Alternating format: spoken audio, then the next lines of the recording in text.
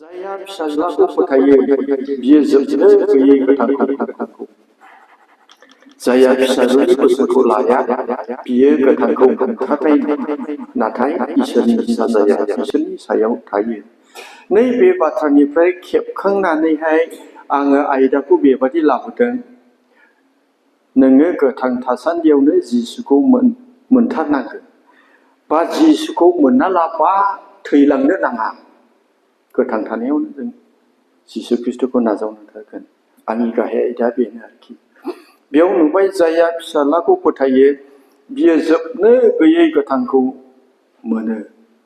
जेसेबां मानसिफोरा फोथायबाय, नंथारगौ जों फोथायबाय, मावनायजों फोथायबाय आरो बिनि थाखाय जोबनो गैयै गोथां जिउआ जाबायब्ला बे मानसिफोरखौ बुंनांगौनि जेबो बाथ्रा थाबावलिया। जिसुआ बुंदों बिसोरो बिसारनिफ्राय बारखाबाय होननानै। सोरबा जुदि ख्रिस्ट' जिसुखौ मोनबायब्ला, गोदान सारि जाबायब्ला, बासायजानाया जाबायब्ला बिनि थाखाय बिसारा गैले जादों, बारखाबाय होननानै। आरो बे मानसिफ्रा थैब्लाबो गोथाङै थागोन। बेयाव फरायला मोनलांगोन जखनावनो बुंदों जिसु ख्रिस्ट'आ बिसोरो थैब्लाबो गोथाङैनो थागोन। दा बिदिब्ला जायफ्रा ख्रिस्ट' जिसुखौ मोनबाय बिसोरनि थाखाय एखे गाहाम बाथ्रा, जेबो साननांगौ बुंनांगौ बाथ्रा गैया। नाथाय जायफ्रा फिसाज्लानि बोसोनखौ लाया, बोसोन सिफायो, बासायजानाया जाख', गोदान सारि जाफिननाया जायाखै, जोबनो गैयै गोथां जिउआ बिनियाव गैथ'वा, नैबे मानसिफोरासो साननांगौ दङ। आरो जों बासायजानाया बे मानसिफोरखौहाय थाल खालामनानै बिसोरो बोरै बासायजानायखौ मोनगोन, बिसोरबो जों बेखौ अननायजोंहाय बिसोरखौहाय हेफाजाब होनांगौ। दा जायहा फिसाज्लानि बोसोनखौ लाया बियो गोथांखौ मोनथारनाय नङा, माने बियो बिसाराव गोग्लैगोन। बेयो जाहैबाय जिसुनि बुंनाय बाइबेल सारि। नाथाय इसोरनि साजाया बिसोरनि सायाव थाफ्लायगोन। इसोरनि जोंनाय साजा बिसारा बिसोरनि सायाव थाफ्लायगोन। बे बाथ्रायाव ओरैबायदि बुजिनो हागौ, माथो उमुङा बिराद पापिमोन, गिजानो हाबमा, बोसोराव खनफाख्लायल' हाबो बा बोसोराव खनसेबो हाबमाखै, बोरायनानै थैलांबाय, लोमजायाबो साजायाबो, न'खराबो ग्रिम ग्रिम उन्नति, माब्रैथो जाखो बेलाय? नोंहा गोथां थासान्दि बियो इसोरखौ खुलुमाखैब्ला, मोनाखैब्ला, थैना थांबायब्ला, जायहा फिसाज्लानि बोसोनखौ लाया बियो गोथांखौ मोनथारनाय नङा। नाथाय इसोरनि साजा बिसोरनि सायाव थाफ्लायगोन माने बे थैनानै थांबाय, बियो पापिथारब्लाबो बेबादि गाज्रि बेमाराव गोलैयाखै, आंखाल जायाखै, मोजाङै रायजो जानानै थांबाय। नाथाय मय थाङा, एकदम इसोरनि बिसारा बिनि सायाव थाथारगोन। बियो गवा, बिनि थैनाया बिखौ नोरोखनि समफोरखौ नेबाय थानाय बादि। इसोरखौ मोनना लाबानो थैलांबायला, जिसुखौ नाजावा लाबानो थैलांबायला, एखे नोरोखनि अरखौ नेबाय थानाय बादि जायो। दा आं बाइबेलाव बुंलांगोन। बिनिखायनो जों गोथां थासान्दियाव जेरैखियाब्लाबो रानिमोन आरो बिमा बिफाफोर जों ख्रिस्ट'खौ मोनथारनांगोन।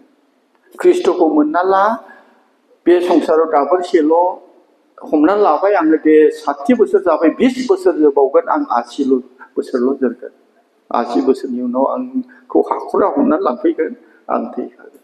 बिनि उनाव नों बय थांगोन। ख्रिस्ट' मोनना लाबा थैदोंब्ला नों नोरोखनि अरखौ नेबाय थागोन। सानफ्रोमबो गिजा हाबो, आखाइ हमो, प्रार्थनायावबो लोगो लायो, मा लाब जाखो? 174 जनावहाय खयजनल' बारा हाबनि दङ, बयबोथ' हाबो। खिन्थु जोंहा मा लाब जागोन? बिराद साननो गोनां। बेनिखायनो बे गोथां थासारियाव माबोरै मोनगोन? एखे मोनथारनांगोन।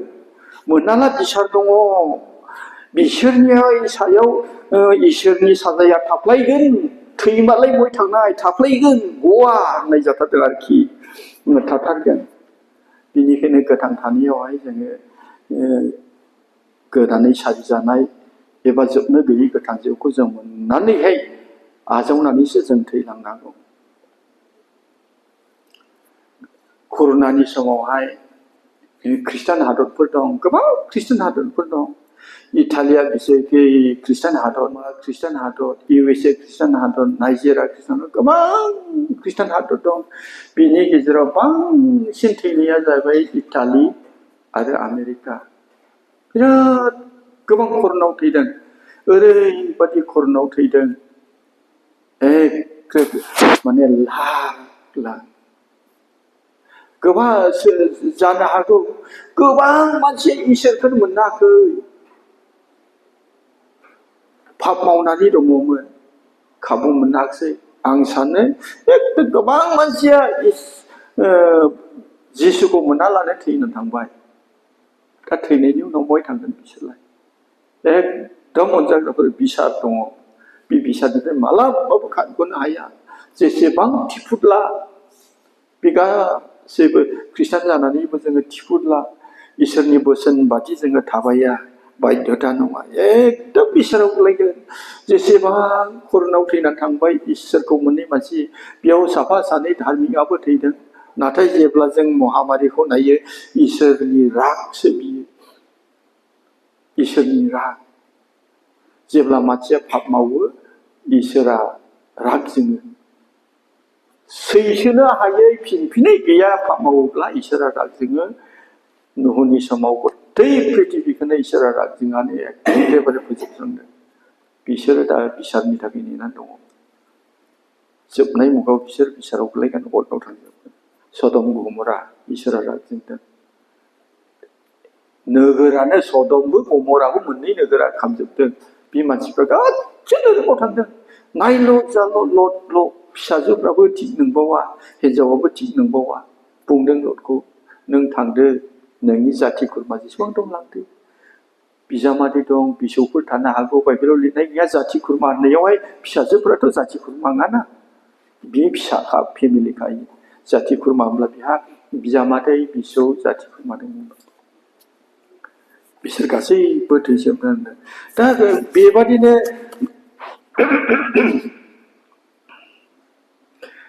बेबादिनो जेसेबां मानसिफ्रा गोथां थासान्दियावहाय इसोरखौ मोननाय नङा बिसोर थैनानै थांब्लाबो एखे बिनिफ्राय खारग'नो हाया बिसोराव गोलैथारगोन बिनिखायनो इब्राय 10:27 गोथां इसोरनि आखायाव गोग्लैनाया बेसे गिथावथाव नहनि समावहाय सारा पृथिबिया गोथां इसोरनि बोलोग्रा इसोरनि आखायाव गोलैदों गिथावथाव रावबो गाबख्रावब्लाबो जिब जुनार मिथिंगा सम्पदफोर जेबो थायाखै सदम गमरा इसोरनि आखायाव गोलैदों जेबो बासियाखै बेनिखायनो बेवहाय पौला बै इब्रायारिफोरखौ बानजायहरदों इसोरनि आखायाव गोलैनाया बेसेबां गिथावथाव अनजाग्रा लोगोफोर ख्रिस्ट' जिसुआ आफा इसोरा गावनि फिसा ख्रिस्ट' जिसुखौ जोंनो हरनानै बिनि क्रुसाव आलाय जानायजोंहाय जोङो जोबनो गैयै गोथां जिउखौ मोनबाय बे जोबनो गैयै गोथां जिउखौ नागारनानै जोङो उनफिनोब्ला जों बिसाराव गोलैगोन आरो बेबादि जोङो पाप मावनानै गोथां इसोरनि आखायाव राग गोलैयोब्ला बेसे गिथावथाव पौला इब्रायारिफोरखौ बुंहरदों दा बिसार दंथारो इब्राय 9:27 बुंदों इब्राय 9:27 आं एसे फरायनि साफ्रोमबो मानसिया खनसे थैथारनांगोन आरो बिनि उनाव इसोरजों बिसार खालामजागोन बयबो थैगोन जोङो किन्तु बिसारावब्ला गोलैथारगोन आंहा बेसेबांखि धोन दौलत समायनायजों बुंफबमा मानो जेसेबां रोहो गोजोन न'खर जाया मानो आं जिसुनि जोबनो गैयै गोथां जिउखौ मोनाखैब्ला बासायजानाया आंनि जिबनाव जायाखैब्ला बा सोरनिबा जिबनाव जायाखैब्ला बिहा मा लाब दं बेनिखायनो गोथां थासान्दियावनो जोङो एकदमबारे ख्रिस्ट' जिसुनिफ्राय जों बासायजानायखौ मोननांगोन पाप क्षमाखौ मोननांगोन गोदानै सारायजानाया जोंनि जिबनाव जानांगोन नङाब्ला जों बेबादिनो जों बिसाराव गोग्लैगोन गोबां बाइबेलाव नायोब्ला इस्कारियत जुदासआ जिसुजों 3 बोसोर थादों। बियो जेसेबां ना मानै सिथाव गुरथामजोंहाय 5000 खौ जाहोदों, सिथाव गुरबा ना गुन्द्राजोंहाय 4000 मानसिखौ जाहोदों। इस्कारियत जुदासआ जेरावबो दंजोबो। बियो थाखा लाग्रा नालाय जेब्लायबो जिसुनि सेर सेर थाफायो। 3 जिसुआ थैनायखौनो फोथांदों। बेयावबो इस्कारियत जुदासआ दंफायो। सागोरावहाय ढौजोंहाय बुख्लायजाहां बेयावबो इस्कारियत जुदासआ दंफायो। जेब्ला जिसुआ दै सारसाथावहैदों बेयावबो जिसुआ दंफायो। जेब्ला खुरियाखौ सोखादों बेयावबो दंफायो। जेरावबो इस्कारियत जुदासआ दंफायो। माने थाखा लाग्रा नालाय जानाय लोंनाय मेनेजमेन्टआ बिनो खालामजोबोमोन। मोनफ्रोमबो मिराकलाव बियो गावनि मेगनजोंनो नुदों। नाथाय बियो जिसुजों लोगोसे थाफानानैबो एसेबां मिराकलखौ नुनानैबो जहानाव फरायोब्ला बियो सिखावमोन। बिनि सभाबानो सिखावमोनखाय बि जिसु ख्रिस्टखौ आजावनो हायाखै। लोगोसे थानानै नुसेयावबो बिनि मिराकलखौ नुसेयावबो बिनि सभाबा गाज्रिखाय, सिखाव आखुवा दंखाय बियो जिसुजों थासेयावनो लाखमाबाय थादों। लास्टआवहाय बियो जिसुजों 3 बोसोर बिनि मावनाय दांनाय मिराकलखौ नुसेयावबो बियो जिसुखौ फानजानानैहाय जेब्ला फानजाबाय जिसुखौ क्रुसाव आलायबाय। रिग्रेट खालामबाय, मा मावखो आंलाय, गोरोन्थि जाबाय।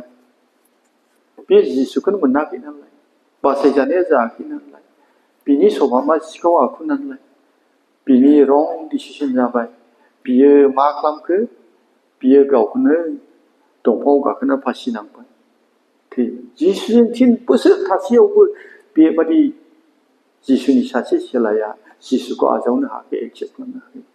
अनजाग्रा ख्रिस्ट' लोगोफोर, जोंनियाव खम बिबांनि गिजाहाबनि मानसिफ्रा जों आसियावनो मोनदाङो, सानब्लानो मोनहावो।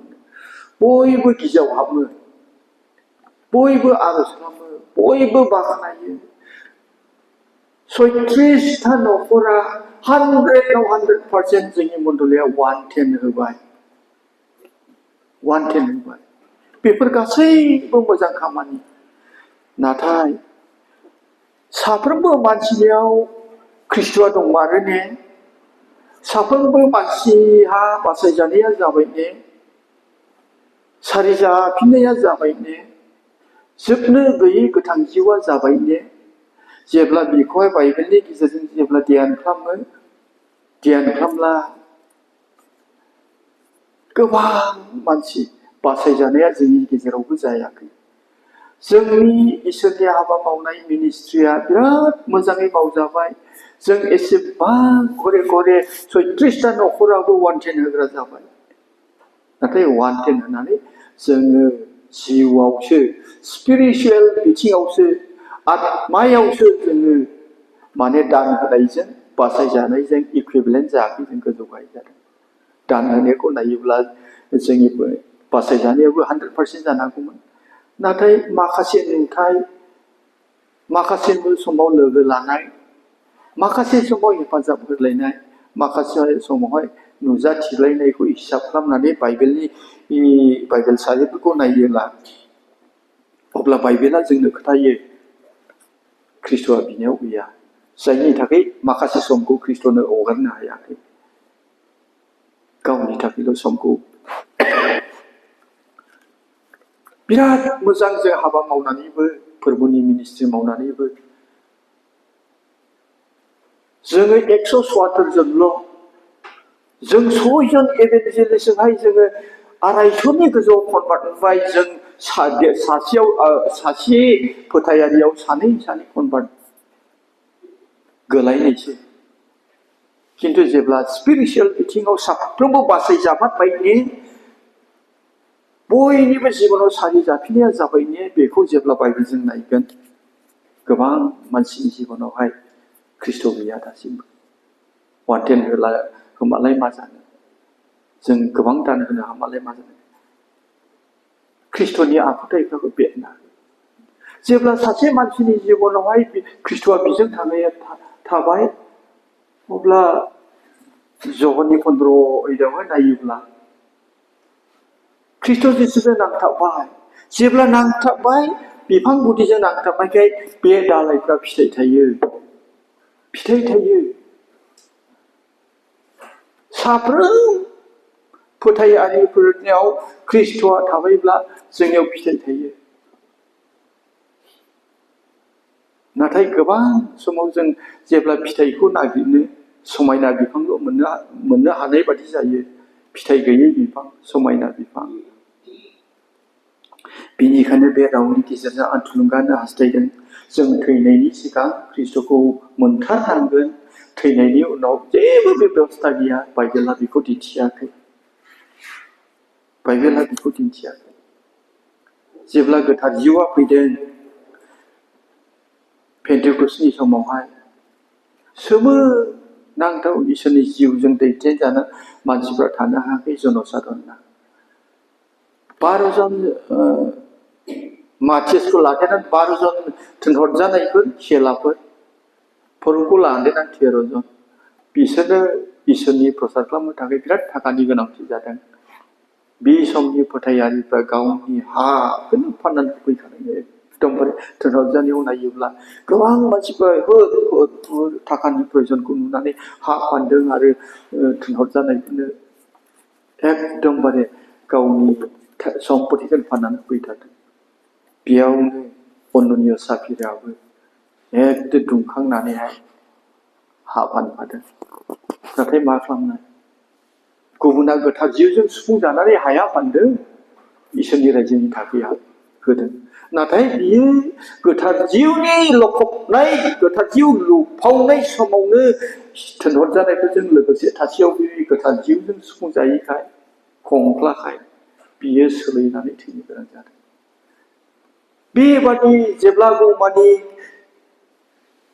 ख्रिस्ट'आ नोंनि गोरबोआव जायगा मोननाय नङा जेब्लाबो माने नों गोदानै जोनोम जानाय नङा जेब्लाबो माने जोबनो गैयै गोथार जिउआ नोंनि जिबनाव जानाय नङा अब्लाबो माने बेबादिनो पापनि फिथाइफोरसो थायलांबाय थागोन दा अन्ननिय साफिरानो हक बेनिफ्राय इस्कारियोत जुदासानो हक आरो ओरै न'नि जेसेबां सम बे समावहाय दैजों लोमफावनानै थैनाय बिनिफ्राय सदम गमराव थैनाय जेसेबां पापि मानसिफोर थैबाय बे थैनायफ्रा गासैबो नरकनि अरखौसो नेबाय थानाय जादों अरनि नरकखौसो नेबाय थानाय जादों पौला बे बाथ्राखौ लिरहरदों जुदि ख्रिस्ट'खौ मोनना लाबानो थैलांबायला नोंनि थैनानै थांनाया सिखांफिननायनि थाखाय नङा नाथाय नरकनि अरनि थाखायसो नेबाय थानाय जागोन बेनिखायनो बे बाथ्रानि गेजेरजों आं जा बे गोथार मन्दिराव फैबाय साफ्रोमखौ बेखौनो थुलुंगा होयो जोङो एकदम ख्रिस्ट'खौ मोनथारनांगोन थैनायनि सिगां जै थैबाय बे दिनावनो नों जोब्बाय नों नरकनि अरखौ नेनाय जाबाय आरो जायफ्रा बिनि बोसोनखौ फालिनानैहाय जोबनो गैयै गोथां जिउखौ आजावना थैबाय बे जाबाय जोबनो गैयै बान्थाखौ आजावनो थाखायसो बियो सिखांफिनगोन बेनिखायनो अनजाग्रा ख्रिस्ट' लोगोफोर बे रावनि गेजेरजों आं थुलुंगा होनो हास्थायदों आरो लोगोसे जों मोनबाय हिसाबै जोंनि मण्डलिनि सिङाव थानाय जाय न'खरफ्रा दिनैसिमबो बासायजायाखै बेनि थाखाय जों बिनो गोनां इसोरा खोनासंग्रा साफ्रोमबो गेदेरफोर होथोंसै आं बेखिनिखौनो बुंना दोनथ'बाय